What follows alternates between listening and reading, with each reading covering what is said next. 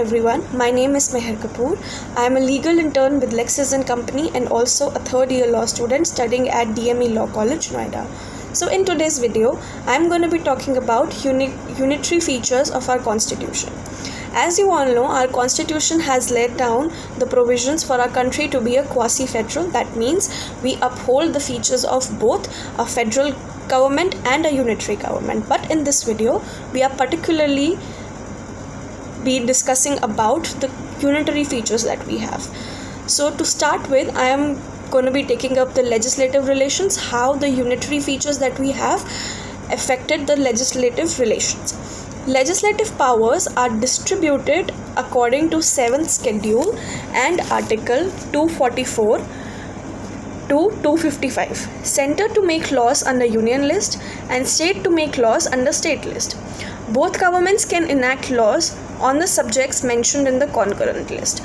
However, in the situation of clash, the law prevailed by the center will be considered. Also, under the following circumstances, center has the power to make laws on the subjects mentioned in the state list. So, according to Article 249, Parliament can make laws on the matters of national interest on the subjects mentioned in the state list. Laws to be made on national interest matters or resolutions made by Rajya Sabha has to be declared by 2/3 majority present and voting. Here, the Parliament can make laws for whole India or any part of its territory. Secondly, according to Article 250, Parliament has the power to make laws on the matter of state list if a proclamation of emergency is in operation. Now, Article 252, power of Parliament to legislate for 2 or more states by consent and adoption of such legislation by any other state. If it is appeared to the legislature of 2 or more states to be desirable that Parliament must make laws on a particular matter, then a resolution to that effect are passed by the houses of the legislature of those states. Article 253. Legislations for giving effect to international agreements. Parliament has the power to make laws for the whole country or any part of its territory, to implement any treaty agreement with any other country, or to implement decision made at any international conference, association or other board if those areas overlap with the powers given to the state. These provisions demonstrate that in certain circumstances, Parliament can make laws on the matters mentioned under state list. Division of powers being a feature of Indian federalism has distributed powers between centre and state governments, but these provisions deviate from that division of power by giving more legislative power to the Parliament. No situation where state could make laws on subjects enumerated in union list. Now, if we are to talk about the administrative relations, the constitution has given more power to the center for regulating administrative functions in state. As per Article 162, extension of executive powers of the state, and Article 73, extension of executive powers of the union.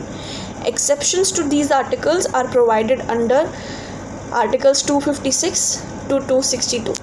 Now, directions given to the state government.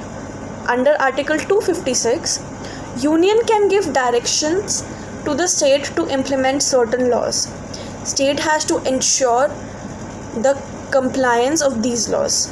No compliance may be deemed to be a failure of constitutional machinery in the state. The President may then declare a state emergency under Article 356 and assume to himself that the responsibility of governing the state. According to Article 257, control of union over state in certain cases, like directions given for the protection and maintenance of railways within state and means of communication, and declared in the direction to be a national or military importance. Now let's talk about the appointment of governor. Governor, head of executive of state.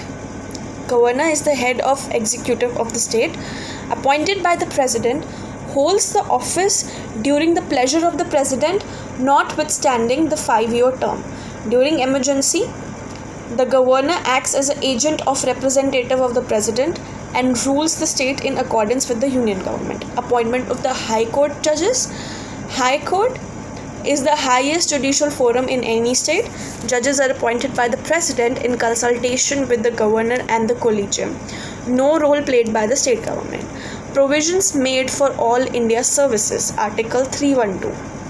Constitution has certain special provisions to ensure the uniformity of the administrative system, to maintain minimum common administrative standards without impairing the federal principle, creation of all India services such as IAS and IPS. Dispute relating to water.